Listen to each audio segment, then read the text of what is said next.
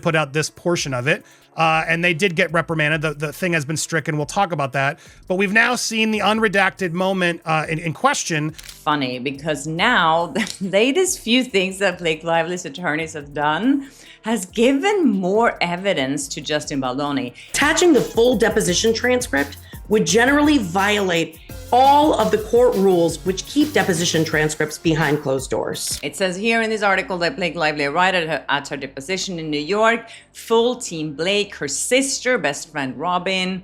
You'd think a Hollywood star could dump whatever they want on a court docket and walk away smiling. But when Blake Lively decided to file a legal document with unredacted phone numbers, things got messy, fast. So there could be repercussions down the line if this type of conduct continues. I was skeptical that this case would ever see a courtroom. Within hours, people online started matching numbers to names, and the whole thing turned into a doxing circus. That's when the judge stepped in and basically said, "Nope, not on my watch." Wait until you hear exactly how the court slammed the brakes on her legal stunt. Before we move on, I'd like to ask you a small favor. If you appreciate this content, please take a second to like this video and subscribe to the channel. Over 98% of you watch the videos without subscribing. It costs you nothing, but it makes a huge difference to us. So, did you click the subscribe button? Great! Thank you so much. Now, back to the video. You'd think a privilege log is the most boring thing in a case. It's basically a spreadsheet listing documents a lawyer says they can't hand over because they're protected, like notes from meetings or emails with a client. Normally, judges read it, file it away, and nobody outside the courtroom even cares it exists. It's the legal version of a grocery receipt, useful for the people involved, but not exactly thrilling for the general public. But for Blake Lively, this grocery receipt came with a side of personal contact info and was left sitting right on the sidewalk.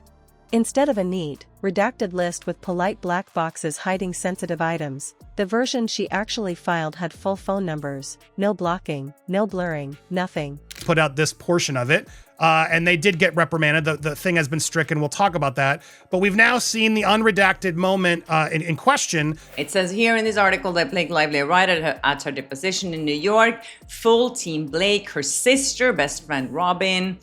And this wasn't kept in some sealed envelope in a clerk's office. It went right onto the public docket where anyone with an internet connection could download it in seconds. And of course, the internet didn't waste time. Within hours, you had trolls, nosy fans, and full-time amateur detectives racing through the numbers to see who they belonged to. Yeah, so the way I see it now, they're not trying to uncover a conspiracy, they're actually trying to make one. Teeing up Blake's deposition as if it was this big showdown between her and Justin Baldoni. But that really isn't the case. Some started leaking their findings on social media like they just cracked a major criminal case. The whole thing started to feel less like a court filing and more like a celebrity-themed episode of To Catch a Phone Number. Leaving private numbers out there was like leaving your phone unlocked in the middle of Times Square with the Contacts app wide open, your group chats on display, and someone shouting, "Free scroll, folks." It wasn't just Lively's own contacts on that list either. The privilege log had numbers connected to attorneys on both sides, people who weren't even part of the case, and even those random you met at brunch once acquaintances. Doing that great, because this makes them look so terrible. And there's a lot more, you guys. It's getting worse and worse. But on that same theory, some of the deposition has now finally come out. They put the whole thing out, which we both said was not a good move.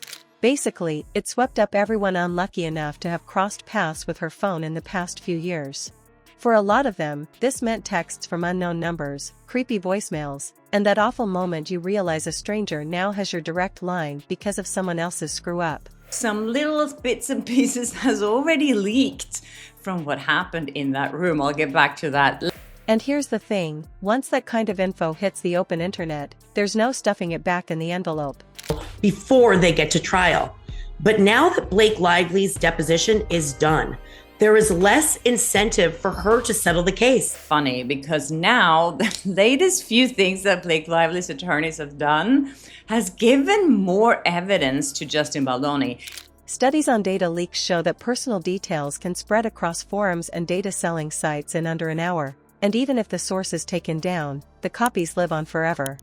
It's like throwing a feather pillow out of a window in high wind. Maybe you can grab a few, but the rest are already halfway across town. So they're basically saying that client attorney privilege should be waived in this instance. You might think the judge would send a polite note saying, hey, maybe redact that next time. But nope, the court went into high gear, and that's unusual, especially when the person at the center is famous. Who do you believe is involved in the ongoing smear? Attorney objects, blah, blah, blah. You can answer if you can answer the question without revealing attorney-client privilege. So famous, so she can do whatever she wants. So she chose to have the deposition at her attorney's offices. Judges often move slowly with filings, especially non-urgent ones, but here the order came fast and sharp. The docket entry with all that personal data, number 587, if you're into keeping track, was yanked and sealed. So, of course, as I said, more legal filings here. This is quite funny. As I mentioned before, Blake Lively's team is subpoenaing No factual basis outside of what my attorneys have told me for this claim that people have engaged in a smear campaign. And that is Lively's team was told to refile it with every sensitive detail properly covered. It was a not-so-subtle way of saying, celebrity or not, you don't get to use the court system to spread people's private info. And this wasn't some symbolic slap on the wrist. The speed of the order made it clear the court didn't want even one more hour for the doxing circus to keep spinning. in the AXA building on 7th Avenue. As you know, she got special treatment, surprise, from Judge Lyman. Is this a death nail for Blake? Does this do what Brian said it was doing, which was proof she has no proof? Why are we even here?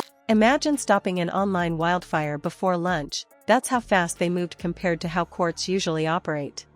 But here's the underplayed part. This mess didn't just involve phone numbers. No, the deeper you look at what was exposed, the messier it gets.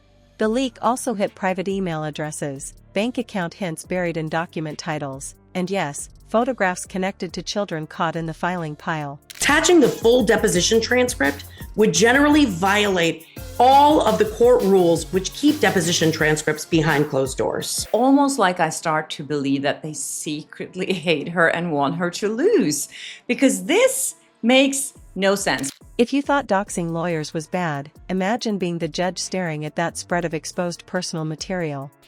That's where this story takes a turn from oops to how on earth did that end up in a public folder? The big takeaway here is simple. The court doesn't care if you're a Hollywood name with millions of fans. All of the defendants who are named in her lawsuit are going to be at her deposition. I can't even begin to imagine how nervous she was during that deposition, and as I hoped for. If you dump private data into a public file, they're going to move in and shut it down.